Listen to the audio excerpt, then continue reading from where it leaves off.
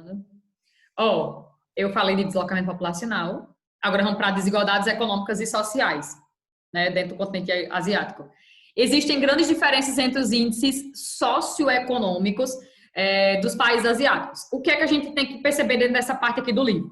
Tanto existe desigualdade entre um país e outro da Ásia, quanto a gente também encontra grande desigualdade interna dentro de cada paizinho. A gente vai verificar isso. O livro destaca aqui, ó, países que têm uma grande desigualdade social e econômica, com elevada concentração de renda. Quais são eles? Aponta países como Tailândia, vixe, o filho tá entrando agora. Ó, Tailândia, Rússia, China, Malásia, Filipinas, precisa decorar isso não, e Turcomenistão, são países onde a concentração de renda interna é muito grande, ou seja, quer dizer que grande parte da riqueza desses países fica nas mãos de poucas pessoas. Então, a gente vai encontrar uma grande desigualdade interna dentro de alguns países. Essas realidades aí que a gente vai vivenciar, desses aqui que eu mencionei agora, Tailândia, Rússia, China, Malásia, Filipinas, Turcomenistão, que tem uma grande concentração de renda nas mãos de poucas pessoas, quanto a gente também verifica uma diferença muito grande de um país a outro, de uma realidade vivenciada no país e uma realidade vivenciada em outro país da Ásia, do mesmo continente. A gente percebe que tem uma grande diferença de um para o outro. Como, por exemplo, o livro destaca o caso da Índia e do Paquistão. Em alguns países da Ásia, a gente vai verificar que existem enormes taxas de analfabetismo da população, né? Que muitas pessoas não sabem ler nem escrever ainda. A gente está em 2020, século 21. Né? Tem muitas pessoas, por exemplo, na Índia, onde 39% das pessoas são analfabetas, não sabem ler nem escrever. No Paquistão, esse índice chega a ser 50% da população. 50% da população não sabe ler nem escrever. Então, são realidades dentro do continente asiático que a gente percebe que o nível educacional, né, a condição de escolaridade desses países precisa ainda muito ser melhorada para atingir aí um nível, pelo menos, de alfabetismo, de alfabetização. Oi? Mas, tipo assim, quando a pessoa fala do continente asiático, lembra logo a China, né? Porque é o país que tem uma população maior, mais abrangente. Aí, como é que 50% do povo asiático não é alfabetizado se os chineses têm a fama de ser bem inteligente? Não. Você entendeu errado o que eu disse.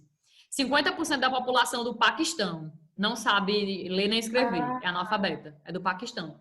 Esses dois casos que eu estou falando aqui de analfabetismo muito alto, é na Índia, que 39% dos indianos são analfabetos, e no Paquistão esse índice é maior, chega a ser 50% da população. Isso é no Paquistão e na Índia, né?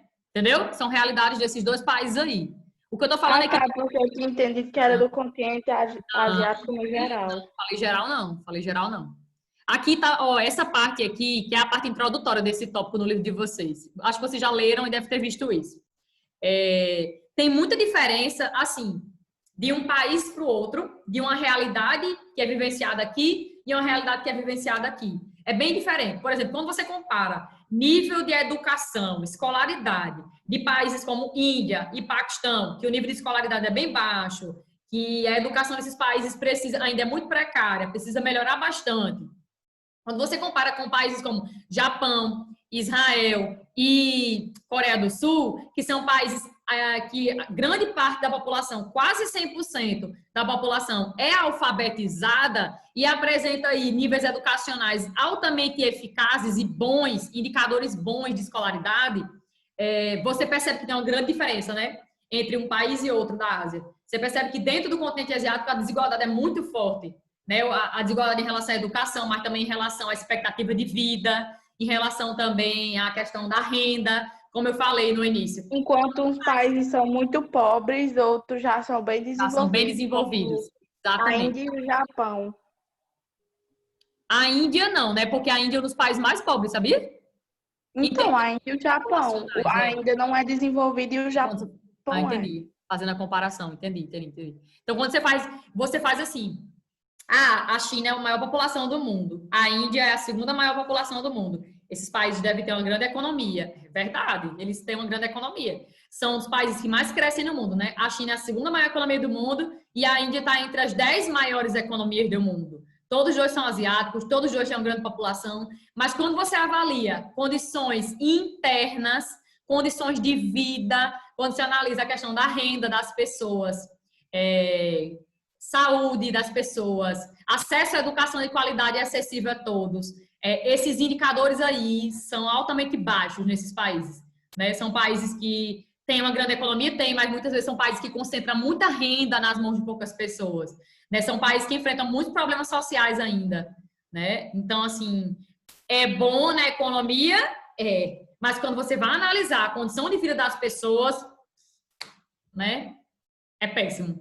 A condição de vida é péssima. Então, é um contraste muito grande. Tanto, como eu falei, na Ásia, tanto você vai encontrar realidades dentro de países internas, realidades internas, que tem uma grande desigualdade, você nota que tem uma grande desigualdade, tipo no Brasil, que a gente nota que aqui dentro do Brasil tem uma grande desigualdade econômica entre pessoas, poucas pessoas que detêm a maior parte da renda e a maior parte que não tem praticamente quase nada.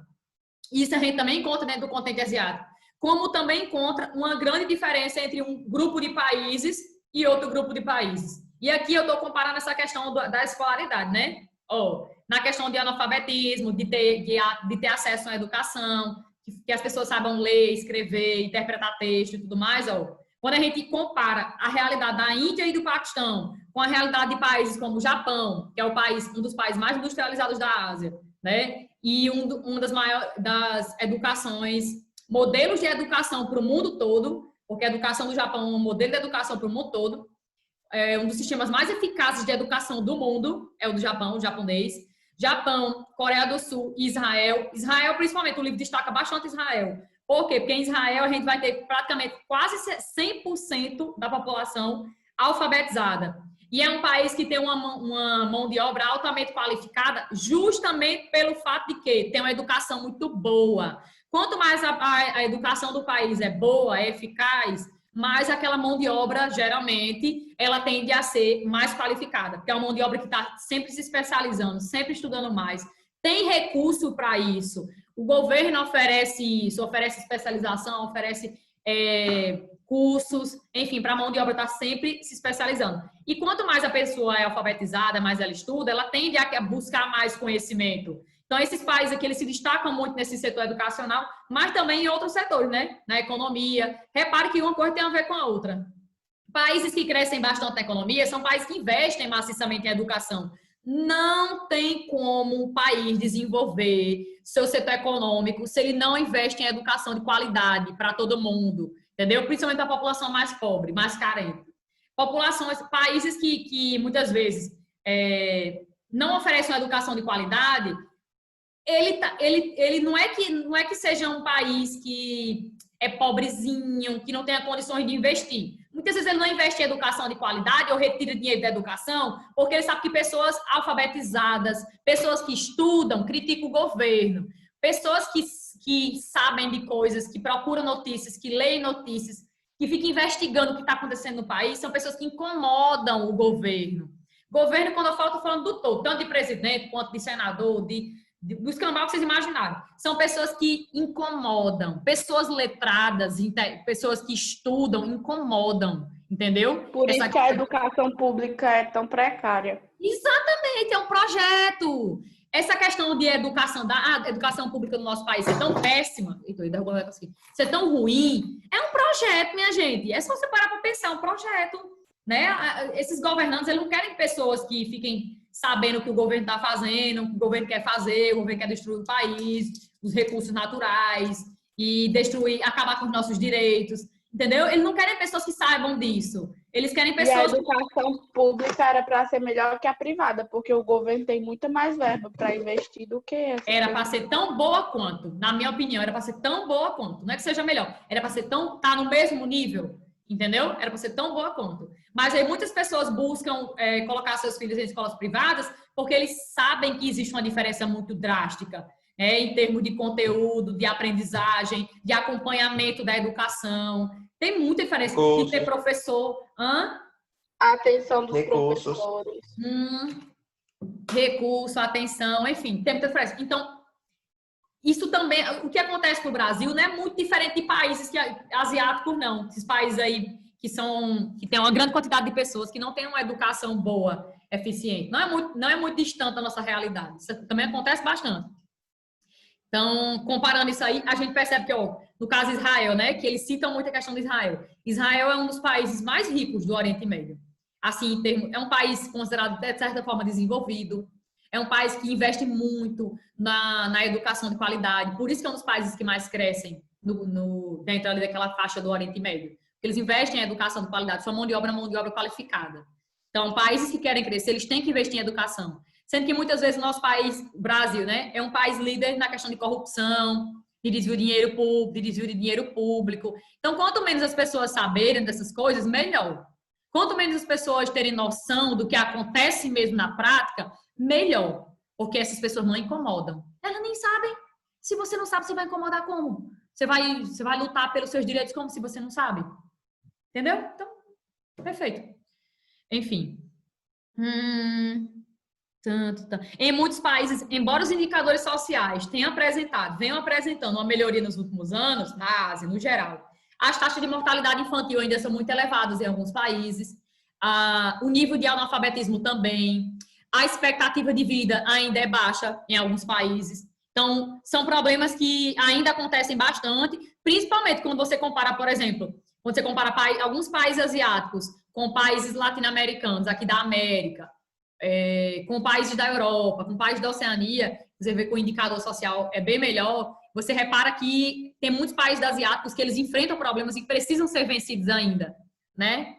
Como em relação a essa questão da educação, da renda, da saúde das pessoas. E a gente sabe que o IDH, ele mede principalmente essas três coisas, né? Quando o IDH ele vai medir a condição de vida de um país, ele avalia as condições de educação, condições de saúde e condições de renda. Principalmente esses três. Porque a gente sabe que o país que apresenta esses três indicadores, educação, saúde e renda, bons, são países que eles tendem a ter uma condição de vida melhor, padrão de vida melhor, acessível para as pessoas. E elas vivem melhor. Tem uma figurazinha, um gráfico bem bonitinho no livro de vocês, nessa página 277. Olha como é que eu estou usando o livro de vocês. Eu não tenho, né? Eu estou nessa situação aqui. Mas, enfim. Aí diz aí, ó. A figura 11, Ásia, países selecionados.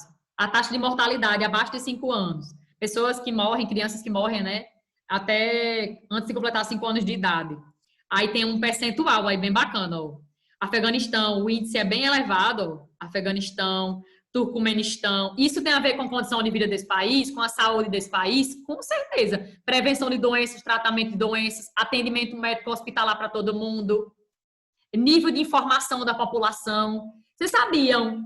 Saiu umas informações dizendo que esse ano foi um dos piores anos de vacinação no Brasil. Vacinação, principalmente relacionada a crianças. E isso faz com que aumente mortalidade infantil. Pais que não levam seu filho para vacinar. Isso é muito importante.